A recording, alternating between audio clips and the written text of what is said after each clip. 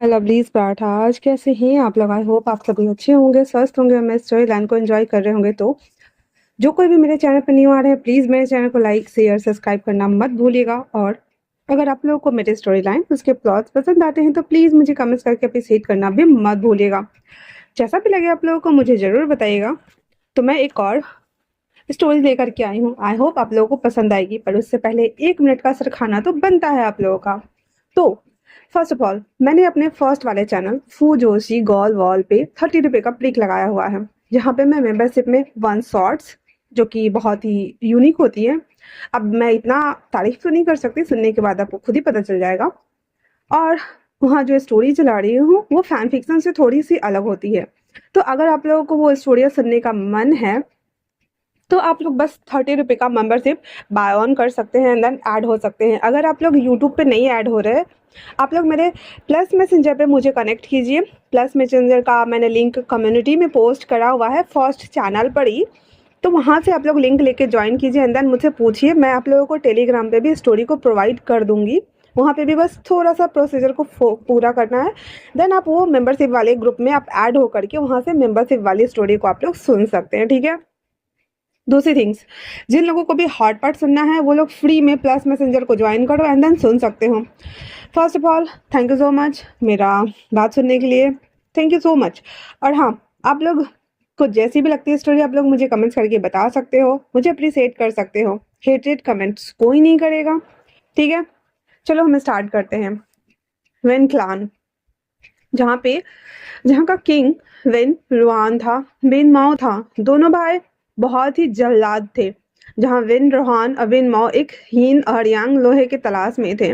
वो उस स्वर्ग और धरती को मिलाने वाले इन अड़ियांग लोहे के तलाश में बहुत जगह जाता है। आखिरकार उसे जो एक जगह जहाँ एलिंग की पवित्र भूमि पे वो स्वर्ग और धरती को एक करने वाली एक अप्सरा का मूर्ति मिलती है, जहाँ पे वो इन और यांग का लोहा था। वहाँ पे कुछ लोग काम कर रहे होते हैं जो कि बहुत ज़्यादा गरीब ग्रामीण होते हैं और जो कि अपना जीवन बस किसी तरीके से गुजर बसर कर रहे होते हैं। उस ग्रामीण इलाके में उस मंदिर को सेवा करने के लिए कोई भी नहीं होता है। तो उस गांव का जो मुखिया होता है, जो मेन आदमी हेड जो होता है, उसे बोला जाता है कि आप और आपके बाद आपका परिवार उस मंदिर की सेवा करेगा। तो उसके लिए वो लोग हाँ कर देते हैं। वो लोग बाहर से आए परदेसी होते हैं और उनके कुलों का नाश कर दिया गया होता है वेंस के द्वारा, जो कि वेंस उस टाइम जोन में उस ईरा में 3-4 क्लान ही ऐसे चलते थे। एक तो जीन क्लान था, दूसरा वेन क्लान था और तीसरा सबसे पावरफुल लैन क्लान था। लैन क्लैन दक्षिण के क्षेत्रों को पूरा संभालता था, वो दक्षिण और पश्चिम के क्षेत्रों को संभालता था। वहीं जो वेंस थे वो पूरब और उत्तर के क्षेत्रों को संभालते थे, जिस वजह से उन दोनों के बीच में हमेशा द्वंद्व होते रहता था और सीमावर्ती इलाकों में अपने अपने सैनिकों को लगाया गया हुआ था। तो इसी वजह से कुछ भागे हुए लोग जो उत्तर की तरफ के थे वो दक्षिण में आकर के शरणार्थी बन गए थे और वहाँ पे उन्होंने अपना एक छोटा सा गांव बनाया हुआ था। उसी गांव का मुखिया जियांग कुल का जियांग प्रमुख जियांग फिमियांग थे। उनकी धर्मपत्नी जियांग यू, उनका बेटा जो ओमेगा था जियांग विंग, और जियांग चेंग उनकी बेटी जो कि वो भी एक ओमेगा ही थी, जियांग ह्यानली। वो अपने तीनों बच्चों के साथ उस गांव में आए थे शरणार्थी बन करके और उन गांव वालों ने उनको अपना लिया, क्योंकि जियांग यू और जियांग फिमियांग बहुत ही अच्छे उम्दा किस्म के किसान थे और कारीगरी में भी माहिर थे और वहाँ के लोग कारीगरी करने में बहुत ही ज़्यादा उन्नत थे। इसी वजह से वो वहाँ पे आते हैं तो उन लोगों ने उसे रख लिया होता है और उनका परिवार वहीं से पलता बढ़ता आ रहा होता है। आज वो दोनों बच्चे बड़े हो गए थे और जियांग फिमियांग अपने दोनों बच्चों को लेकर के उस मंदिर में आते हैं जहाँ पे स्वर्ग और धरती को एक करने वाली अप्सरा की मूर्ति थी, जो कि इस पूरे यूजू को और ईजी को वो संपन्न किए हुए था। ये एक तरह से शिव और पार्वती का नाम होता है और वो उनके उपासक होते हैं। वो लोग आकर के मंदिर की साफ सफाई कर रहे होते हैं, सभी चीजें कर रहे होते हैं। अचानक से कुछ वेंस का हमला होता है उस गांव के ऊपर, जहाँ पे वो लोग आते हैं और आने के साथ ही मंदिर को चारों तरफ से घेर लिया जाता है। जांग फेमियांग अपनी तलवार निकालकर उन लोगों से सामना करने के लिए आते हैं कि तभी उनकी बेटी को पकड़ लिया जाता है। जांग फेमियांग अपनी बेटी को बचाने के लिए अपनी तलवार को नीचे कर देते हैं और उसके बाद वो घुटनों पे बैठ जाते हैं, जहाँ पे विन रूहान एक शानदार इविल तरीके से एंट्री लेता है और आने के साथ ही वो हियाली को मौत के घाट उतार देता है। जांग फेमिया इस सदमे से बर्दाश्त नहीं कर पाते हैं और वो वहीं पे हार्ट अटैक की वजह से वो मर जाते हैं। उसके बाद वो जो विन रूहान था वो आता है और उस मूर्ति के अंदर लगा हुआ पत्थर के इन और यांग के जो हार्ट था उसे वो निकाल लेता है, जो कि खून से लथपथ था। उसके बाद वो मूर्ति धीरे धीरे करके पत्थर में तब्दील हो जाती है और उसे श्राप देते हुए कहती है कि तुम कभी भी सही से शांति से नहीं रहोगे, तुम्हारे कुल का नाश हो जाएगा, तुम विपत्ति की ओर जाओगे, तुम्हारा पतन निश्चित है। इतना बोल करके वो मूर्ति जो कि एक जीवंत थी, वो मूर्ति अब एक पत्थर में तब्दील हो जाती है। आंखों के सामने ही जियांग चेंग की आंखों के सामने ही उसकी बहन का गला काटकर हत्या कर दिया जाता है और उसके पिताश्री वहीं पे हार्ट अटैक की वजह से बेहोश हो गए थे, या कहे तो दम तोड़ देते हैं वो, क्योंकि अब उन्हें वहां से ले जाया जाए या हॉस्पिटल या कहीं पे भी हिलर के पास, तभी तो शायद से उनकी जान बच सकती है। लेकिन यहाँ पे पूरे के पूरे सैनिक का जमावड़ा था। बेनदुहान उस खून से लथपथ इन हार्ट को अपने हाथ में लिए हुए सिपाहियों को ऑर्डर देता है कि पूरे गांव वालों को बंदी बना लिया जाए, बड़े और बुजुर्गों को गला काट करके हत्या कर दी जाए और जितने भी युवा और युविकाएं हैं उन्हें बंदी बना करके विन क्लान लेकर चला जाए। विंग जो कि खेतों में काम कर रहा होता है, वो अचानक से हाहाकार सुनता है, गांव भाग कर आता है, जहाँ पे जियांग उन्हें कहती है बेटा तुम भाग जाओ यहाँ से, भाग जाओ। विंग कहता है लेकिन माँ बाबा और सिजिए कहाँ हैं? उसकी बात सुनकर के जियांग कहती है वो तो मंदिर गए हैं, चलो हम मंदिर चलते हैं। विंग और जियांग जब भाग करके आते हैं तो देखते हैं कि यानली उसका गला काट करके हत्या कर दिया हुआ था और उसके बाबा भी ऑन द स्पॉट मरे पड़े थे। जियांग चेंग को पकड़ा गया था और उन्हें 2 पंच लगाया भी गया था, जिससे कि उसके मुंह से खून आ रहा था। विंग भागते हुए आता है और कहता है आचिंगा का यहाँ क्या क्या हो रहा है और इन लोगों ने बाबा और सिजी के साथ क्या किया? जियांग कुछ कहती उससे पहले ही जियांग को उन लोगों ने वापस से, जो उसमें से एक सिपाही था ना, उसने जियांग को भी मार दिया था। रिंग और जियांगचेंग के सामने में उसकी बहन, उसके बाबा और उसकी माँ तीनों दम तोड़ चुके थे। बेनदुहान कहता है इसे अपने साथ लेकर के चलो और बाकी जितने भी नव युवा युवकाएं हैं उन्हें भी लेकर के चलो। पूरे क्लैन को लोगों का सफाया कर देने के बाद जितने भी मतलब 16 साल से लेकर के 20 साल तक के ओमेगाज अल्फा और बीटा जितने भी थी उन सबको वेन क्लान लाया जाता है। वेन क्लान लाने के बाद बेन माओ जब उन लोगों को देखता है तो वो उनमें से जितने भी ओमेगा थे उन सब को, चाहे वो लड़का हो या लड़की हो, फर्क नहीं पड़ता है। यहाँ तक कि बीटा लड़कियों को भी अपने हरम में रखवा दिया जाता है एज ए सर्वेंट। उसके बाद जितने भी अल्फा थे उन्हें एक स्ट्रिक्ट ट्रेनिंग देने के लिए सेना में भर्ती कर दिया जाता है, जो कि आगे उनके लिए काम आ सके। और जितने भी ओमेगास थे उन सबको एक लाइन से पूरे फील्ड में खड़ा कर दिया जाता है। अब उस क्लैन का पूरा ओमेगा वेन रूहान के पैलेस के सामने खड़े थे, जहाँ पे बेन दुहान और बेन माओ वहाँ आते हैं और उन सभी को चेक आउट कर रहे थे। बेन माओ जिसको जियांग चिंग बहुत ज़्यादा पसंद आता है, बेन माओ उसको, वैनिंग को और साथ में वैनचिंग को, इन तीनों को ले जा करके अपने लिए चुन लेता है। वहीं वेन रूहान विंग को अपने लिए चुनता है और कुछ और लोगों को भी, और वो उसे अपने कक्ष की तरफ जब ले जा रहा होता है तो वेन चाओ विंग को जब पहली बार देखता है तो देखता रह जाता है। वेन चाओ का दिल विंग पे आ गया था और उसे पहली नज़र का प्यार हो जाता है उससे।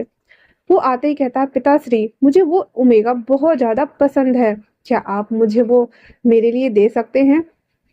वेन चाओ की बात सुन करके वेन रूहान अपने बेटे का दिल रखने के लिए विंग को उसके हवाले कर देता है और अब विंग वेन चाओ का सबोनेट बन चुका था। जियांग चेंग बेन माओ का सबोनेट बन चुका था। इस तरीके से बहुत सारे लोगों के लिए वहाँ पे जितने भी ओमेगा और बीटा थे उन सबका चयन कर लिया जाता है। उसके बाद वो सारे ओमेगा रेडी थे रात को अपने अपने मास्टर को सर्व करने के लिए। जियांग चेंग जो कि बहुत ज़्यादा डरा हुआ था, जब उसे वेन माओ के कमरे में लाया जाता है, वेन माओ बिना मर्सी के, बिना रहम किए वेन जियान चिंग के साथ में बेन माओ जबरदस्ती करता है। उसकी पूरे बॉडी को वो नोच डालता है। वो पूरी रात जियांग चिंग के साथ में जबरदस्ती करता है। वहीं दूसरी तरफ विंग जो कि रेडी होकर के विन चाओ के कमरे में आया हुआ था। विन चाओ जब विंग को देखता है, उसके खूबसूरत चेहरे को देखता है तो बस देखता रह जाता है। विन चाओ विंग को अपना सर्वोनेट सिर्फ और सिर्फ इसलिए बना के लाया था क्योंकि वो नहीं चाहता था कि उसके पिताश्री की गंदी नजरें विंग के ऊपर पड़े और वो उसके बारे में कुछ भी उल्टा सीधा सोचे या कुछ भी। इसीलिए वो आराम से विंग को कहता है अपने पास आने के लिए। विंग उसके सामने खड़ा था। विन चाओ उसके कोमल मुलायम हाथों को अपने हाथ में लेते हुए कहता है, डरो नहीं, मैं तुम्हारे साथ कुछ भी नहीं करूंगा। तुम्हें पता है, मैंने तुम्हें अपने पिताश्री से बचाया है। क्या तुम मेरे साथ रहोगे? मेरे पास कोई दोस्त नहीं है बात करने के लिए। मैं तुम्हारा दोस्त बनना चाहता हूँ, क्या तुम बनोगे? विंग जो कि माइनर था, वो ज़्यादा बड़ा नहीं था और वो बस 17 साल का था। विंग को कुछ समझ नहीं आ रहा था क्योंकि ये एक प्रिंस है और विंग एक नॉर्मल बंदा था, मतलब नॉर्मल ग्रामीण लड़का था। वो कुछ भी नहीं बोलता तो बेंचाओ कहता है, ठीक है, मेरे लिए चाय सर्व कर दो और मैं जब लेट जाऊं तो मेरे पैरों को दबा देना, मेरे बॉडी को दबा देना, ठीक है ना? बेंचाओ की बात सुनकर के विंग हाँ में सर हिला देता है, फिर उसके लिए चाय देता है और फिर वो उसके पैरों को दबाता है, उसके सर को दबा देता है, जब तक कि तब तक वेंचाओ सो ना जाता। अब इसी तरीके से सिलसिला चल रहा था। पूरे 5 साल हो चुके थे और जियांगछेंग के पास 5 साल का बेटा था और अब हमारा विंग जो कि 22 साल का हो चुका था। वेंचाओ, विंग और जियांगछेंग ये सब एक साथ विन क्लान में रह रहे होते हैं। जियांगछेंग की हालत जितनी ज़्यादा बदतर थी उसका कोई अंदाजा नहीं था। वेंचाओ विंग को थोड़ा सा आराम से रखता था और जब कोई आता था तो उस पर चिल्लाता या उसको डांटता था ताकि कोई और वेंचाओ के पास से विंग को ना ले जा सके।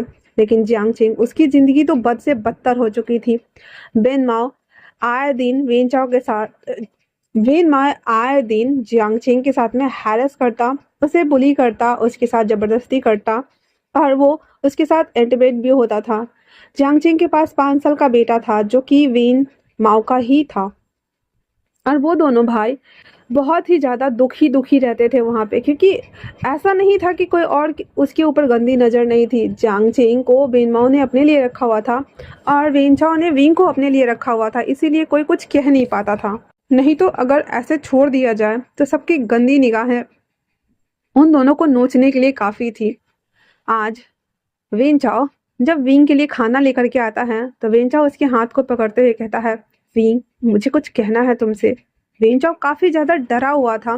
उसे समझ नहीं आ रहा था कि वो अपनी भावनाओं को, अपनी बातों को कैसे, किस तरीके से विंग के सामने एक्सप्रेस करे और उसे बताए।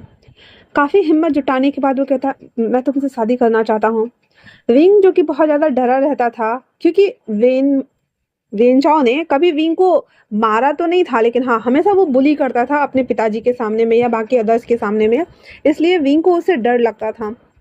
विंग फटक से खड़ा हो जाता और कहता, राजकुमार विन, आप ये क्या बोल रहे हैं? मैं एक नॉर्मल साधारण सा नौकर हूँ और आप राजकुमार, तो आप इस तरह से मुझसे शादी नहीं कर सकते। विंचाओ खड़ा होता है और विंग के शोल्डर को ग्रैब करते हुए कहता है, मुझे तुमसे शादी करनी है विंग, क्योंकि मैं तुम्हें पसंद करता हूँ। मैंने तुम्हारे बड़े होने का वेट किया है। आज तुम 22 साल के हो गए हो तो अब मैं तो तुमसे शादी कर सकता हूँ ना? हाँ, अब मैं अगर तुम्हारे साथ वो सब करूँगा तो तुम्हें बुरा भी नहीं लगेगा और तुम्हें दर्द भी नहीं होगा। विंग कहता है, आप मुझसे शादी क्यों करना चाहते हैं? मैं इतना बोलना हुआ ही था कि तभी एक प्रहरी बाहर में डोर नॉक करते हुए कहता है, राजकुमार, आपको जल्दी से इंपेरियल पैलेस बुलाया गया है, जल्दी से आइए। वेंचाओ बिना कुछ बोले अपना तलवार उठा करके इंपेरियल पैलेस की ओर निकल जाता है। अब इंपेरियल पैलेस में जहाँ पे बेन रूहान फोन पे बैठा हुआ था और दांत पीसते हुए कहता है, वेंचाओ, वेंशु, वेंजुलियो, कहाँ हो सबके सब?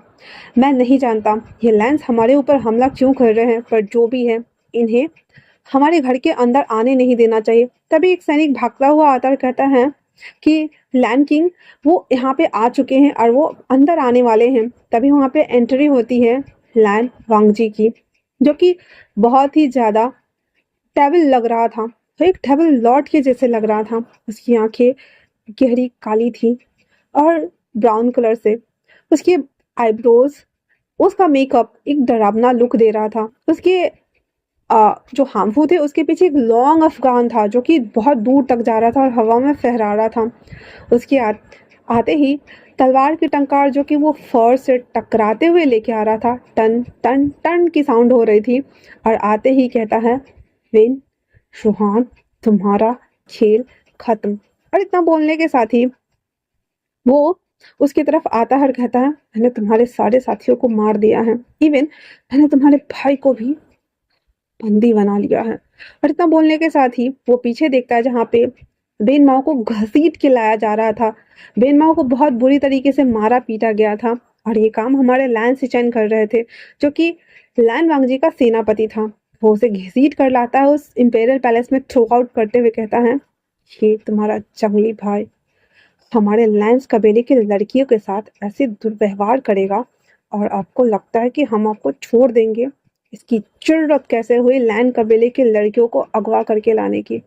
अब यहाँ पे कुछ फ्लैशबैक देखते हैं 2 दिन पहले का, जहाँ पे बेन माओ अपनी अय्यासी की वजह से बहुत ज्यादा प्रसिद्ध था। वो जिन कबीला गया था वहां से संबंध बनाने के लिए और कुछ लड़कियों को अपने हरम में लाने के लिए, ताकि वो अपने बच्चों का शादी उनसे करवा सके, और वहाँ की जो होते हैं ना राजकुमार थे ना, वेंजू वेंसुलियो वेंचाओ, इन सभी के लिए। तो जब वो लौट के आ रहा होता है तो जिन क्लान में कुछ लैंड क्लान्स की लेडीज आई हुई थी, जो वहाँ पे ऐसे होते हैं ना सामान वगैरह आयात निर्यात करने के लिए, नॉर्मली जो कामकाजी औरतें होती हैं, कुछ महिलाएं होती हैं, तो उसी में से कुछ औरतों को जो कि सबोनेट ही थी, उन लोगों को इन लोगों ने अगवा करके बेन क्लैन ले आया हुआ था और बेन माओ ने उसको साथ भी वो सभी चीज़ किया हुआ था जो बाकी के हरम के लड़कियों मतलब ओमेगा के साथ में वो करता था। इसी वजह से लैन सान बहुत ज़्यादा गुस्से में था और वो वेन क्लैन पे हमला कर देता है। और इतना बोलने के साथ ही वो वेन माओ का जो सर था वो अलग कर देता है और वेन रूहान को धमकी देते हुए कहता है, जितने भी हरम में बाहर के आए हुए ओमेगाज हैं उन सबको छोड़ो वरना तुम्हारा जान जाएगा। और इतना बोलने के साथ ही वो वेन चाओ को गले पे ये तलवार ऐसे टिका दिया हुआ था, वरना तुम्हारे इस बेटे का सर अभी के अभी जमीन पे पटका पड़ा होगा। वेन रूहान जो कि बहुत बहुत ज़्यादा डर गया हुआ था, वो बस अपने बेटे को बचाना चाहता था, इसलिए वो हाँ में सर हिला देता है, हाँ में भर देता है। उसके बाद वहाँ पे जितने भी ओमेगास थे उसमें हमारे लैन जियांगचिंग और विंग भी था। जियांगचिंग और विंग उन दोनों को भी वहाँ से बंदी को छुड़ा लिया जाता है और वो सबको बाहर के कैरेज में बिठाया जा रहा था। जियांगचिंग विंग से कहता है, मेरा बेटा मेरा बेटा अंदर ही रह गया, मैं उसे लेकर के आता हूँ। विंग कहता है ठीक है। जब वो अंदर आता है तो जियांगचिंग का छोटा बेटा, जियांगचिंग के पास 2 बेटा था, एक बेटा जो कि 6 साल का अब हो चुका था और दूसरा बेटा जो कि अभी बस 2 महीने का ही था। जियांगचिंग उस बच्चे को लेकर के अपने बड़े बेटे को ढूंढ ही रहा होता है कि तभी लैंस के कुछ सैनिक उसे खींच कर ले जा रहे होते कि चलो यहाँ से, तुम चलो चलो सब चल रहा है चलो तुम। और जियांगचिंग अपने बेटे को लेके जा रहा होता है और अपने बड़े बेटे को ढूंढ रहा होता है। वो कहता है कि मेरा बड़ा बेटा यहाँ यहाँ रह गया, मुझे उसे ढूंढना है, प्लीज जाने दो मुझे। तभी लैंस सिचेन आते हैं और कहते हैं, क्या हुआ है तुम्हें? हाँ। जियांगचिंग उसके नीचे बैठ जाता है घुटनों पर, कहता है, मेरा बड़ा बेटा पता नहीं कहाँ चला गया है, मुझे उसे ढूंढना है। लैंस सिचेन कहते हैं, तुम्हें अपनी जान प्यारी नहीं है, इसे ले चलो अंदर कैरेज में। और इतना बोलकर वो वहां से चले जाते हैं और जियांगचिंग को खींच करके कैरेज में बिठा दिया जाता है। अब वहाँ पे जितने भी ओमेगास बेटा थे जो जहाँ से आए थे वहाँ पे सबको भेज दिया जाता है। जहाँ जहाँ से आए थे विंग और वांगजी बच जाते हैं और कुछ और ओमेगा बच जाते हैं जो लैंस के ही थे। तो लगभग कुल 7-8 ओमेगास को लेकर के लैन जो गोसू का लैन संप्रदाय था वहाँ पे लाया जाता है। उन ओमेगास को अब इंपेरियल पैलेस में सामने खड़ा किया गया था, जहाँ पे विंग और जियांगचिंग दोनों फटेहाल कंडीशन में थे। जियांगचिंग के गोद में उसका 2 मंथ का बेटा था और विंग जो कि अपना सर नीचे झुकाए हुए अपने भाई के कपड़ों को पकड़ा हुआ था। वांगजी जो कि एक तिरछी ईविल स्माइल के साथ में अपनी मुंडी को टेढ़ा किए हुए विंग को घूर घूर कर देख रहा होता है। लैंस सिचेन उन दोनों के सामने आते हैं और बाकी उन लोगों से पूछते हैं कि क्या क्या हुआ था। अब जियांगचिंग और विंग तो 6 साल से वहां रह रहे थे, तो उन्हें बाहर की दुनिया का कुछ भी पता अता नहीं था, इसलिए बाकी जितने भी 7 ओमेगास थी वो बता देती है कि वो व्यापार के लिए जिन कबीला गई हुई थी, वहां के मार्केट में अपना सामान बेचा और जब वो लौट के आ रही थी तो वो वेन के द्वारा अगवा कर ली गई थी। जो कुछ भी हुआ था उन लोगों ने पूरा पूरा व्याख्यान करके बता दिया हुआ था और उन्हें वेश्यालय में भी भेजा जाने वाला था, लेकिन आप लोगों ने उन्हें बचा लिया, बहुत बहुत मेहरबानी। उन लोगों को उनके घर छोड़ दिया जाता है।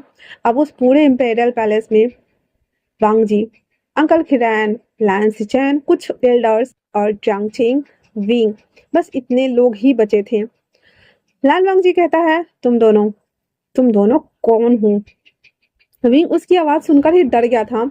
जियांगचिंग नीचे बैठ जाता है तो विंग भी उसके पीछे बैठ जाता है और जियांगचिंग रोते हुए कहता है, हम दोनों ईलिंग में रहने वाले 2 ग्रामीण लड़के हैं और कुछ भी नहीं। बस बदकिस्मती से हम ओमेगास हो गए हैं। हमें शायद से अल्फा या फिर बीटा होना चाहिए था। ओमेगा की ज़िंदगी कितनी क्रिटिकल है ना। जब मैं जब मैं 18 साल का था और मेरा भाई 17 साल का था, तब तब हमें वहाँ से बंदी बनाकर ले गया। वो पता है, वो खूनी मंजर, वो खूनी दिन हम कभी नहीं भूल सकते, जिस दिन हमारे देवी की दिल को चुरा करके वो शैतान अपने साथ ले गया और हमारे पूरे गांव में खूनी मंजर का मौत खेला गया था। ये बात इन लोगों को भी पता था और कहता है, ईलिंग? तो तुम लोग ईलिंग से हो? जंगचिंग कहता, हम लोग ईलिंग से हैं। हमारे गांव वालों का क्या हुआ, हमारे माता पिता का क्या हुआ, हमें कुछ नहीं पता, हमें कुछ नहीं पता। और हम तब से बिन क्लान में रह रहे थे। मेरा एक बेटा वहीं रह गया। उसकी बात सुन करके सचिन को पता नहीं क्यों दिल में दर्द हो रहा था, लेकिन वो कुछ भी नहीं बोल रहा था और चुपचाप से उन लोगों की बात सुन रहा था। मुझे मुझे बेनमाओ के लिए चुना गया था और मेरे भाई को बेन दुहान के बेटे वेन चाओ के लिए। पता नहीं, हाँ, ये दुनिया कितनी जालिम है ना। ओमेगा इसका कहीं पे गुजर बसर नहीं होता है। आप उनके साथ बस अपनी जरूरत को पूरा करने के लिए। और इतना बोलते बोलते जियांगचिंग रोने लगता है। विंग, जिसकी आंखों में आंसू भरे हुए थे, लाल वांगजी कहता है, इन दोनों को ले जाओ और इसे 7 क्वार्टर में रख दो। विंग और जियांगचिंग वहां आ चुके थे। सभा में कुछ काम की बातें होती हैं और अगल बगल राजनीतिक संबंध के जरिए बात की जाती है, जहाँ पे कुछ मंत्री थे जो अपनी अपनी बेटी का रिश्ता लेकर के आए थे लान वांगजी के लिए। लान वांगजी भी उन लोगों को मना नहीं करता है और उस सभी दस्तावेजों पे हस्ताक्षर कर देता है और कह देता है कि वो बस हमारी हरम की शोभा होंगी, बाकी का वो हमारे ऊपर छोड़ दीजिए। वो लोग मान गए थे क्योंकि बस राजनीतिक संबंध बनाना था और उस समय एक तो वेन क्लैन रूल कर रहा था और दूसरा लैंड क्लैन रूल कर रहा था और बाकी जितने भी संप्रदाय थे वो सब इन दोनों के अंदर में ही आते थे।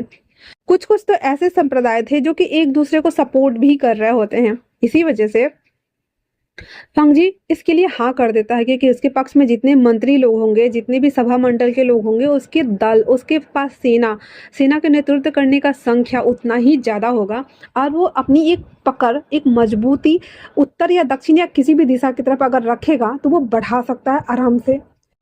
इसलिए वो हर चीज़ को सही और सोच समझ कर काम कर रहा था। इसी तरीके से कुछ दिन बीत जाते हैं। अरविंग और जियांगचेंग को वहां रहते हुए लगभग 7-8 दिन हो चुके थे।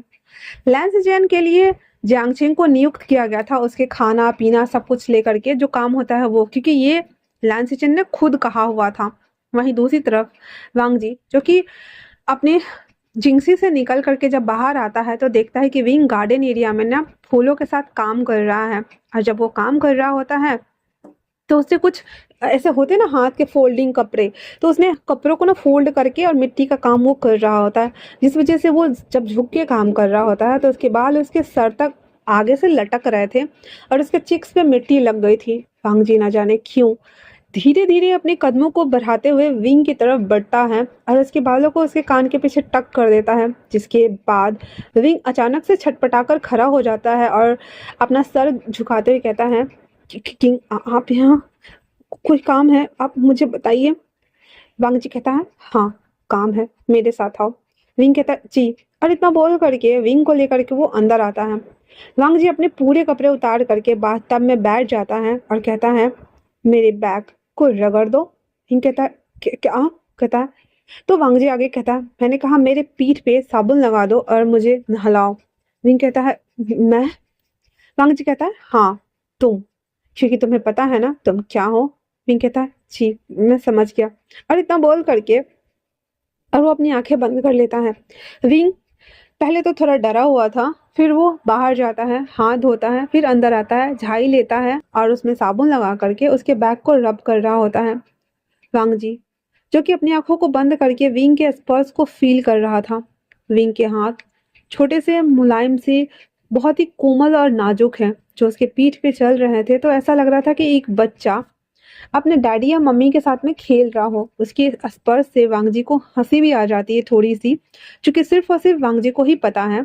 और वो कहता है अपने मन में, ये कितना ज्यादा सॉफ्ट ओमेगा है, और फिर अपनी आंखों को बंद कर लेता है। जब वो अपनी आंखें बंद किया था तो वो इमेजिन करता है कि वांग जी उसके विंग उसके आगे उसके चेस्ट एरिया को साबुन लगा रहा है, उसके हाथ धीरे धीरे नीचे जा रहे हैं और वो सिडिक्टिव वे में कहता है, किंग आपको मैं सेटिस्फाइड कर दूं। तो आज के लिए इतना ही। कैसा लगा आप लोगों को ये चैप्टर मुझे ज़रूर बताना। ये ज़्यादा लॉन्ग नहीं जाएगा, 3 4 5 तक में ख़त्म हो जाएगा। जैसा भी लगा हो आप लोगों को मुझे ज़रूर बताइएगा। तब तक के लिए थैंक्स फॉर वॉचिंग।